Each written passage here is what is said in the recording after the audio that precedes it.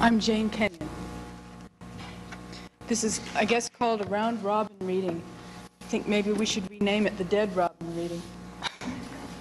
We've all had we've talked too much, and we've had too much to eat and too much to drink, and very possibly we've listened to too many poems.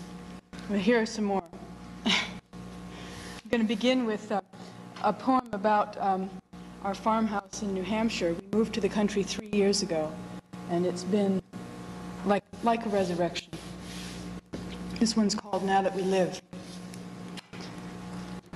Fat spider by the door, brow of hayfield, blue eye of pond, sky at night like an open well.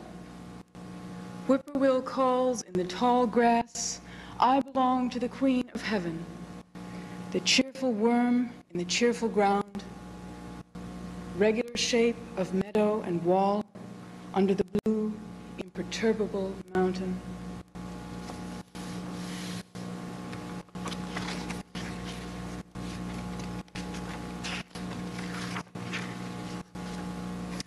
The next one is called Rain in January, and where we live it's terribly cold. Often doesn't go above freezing for a month at a time. So when it rains in January, it's a very strange event. And I tried to convey that sense of strangeness in this poem, Rain in January. I woke before dawn, still in my body. Water ran down every window and rushed from the eaves. Beneath the empty feeder, a skunk was prowling for suet or seed. The lamps flickered and then came on again. Smoke from the chimney could not rise. It came down into the yard and brooded there on the unlikelihood of reaching heaven. When my arm slipped from the arm of the chair, I let it hang beside me, pale, useless, and strange.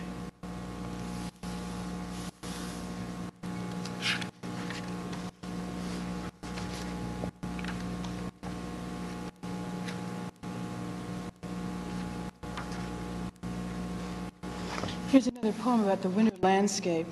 There's not much to do in the winter except write poems and read and try to stay warm. This one's called Full Moon in Winter. Bare branches rise and fall overhead. The barn door bangs loose, persistent as remorse after anger and shouting. Dogs bark across the pond. The shadow of the house appears on the crusted snow like the idea of a house, and my own shadow lies down in the cold at my feet, lunatic, like someone tired of living in a body, needy and full of desire.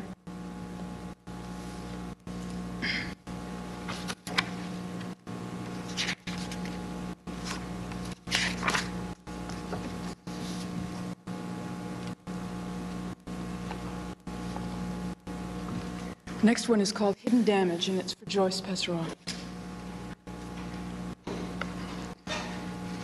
On a bright blue day in January, we meet in the city for lunch. You tell me about your student at the community college whose husband beats her when she tries to study, but only on the upper arms and shoulders where the bruises won't show. Back at the bus station, waiting for the bus, I watch the driver loading freight into the hold. Neat lettering on one carton admonishes the recipient to check for hidden damage and to report all claims promptly. We drive north in late afternoon sun. Each thin sapling beside the road has a shadow, and all the shadows lengthen now, arriving together at the same conclusion. I tilt the seat back, intending to sleep, but I'm thinking of the violence of men toward women. I'd like to end with two translations of poems by Anna Akhmatova.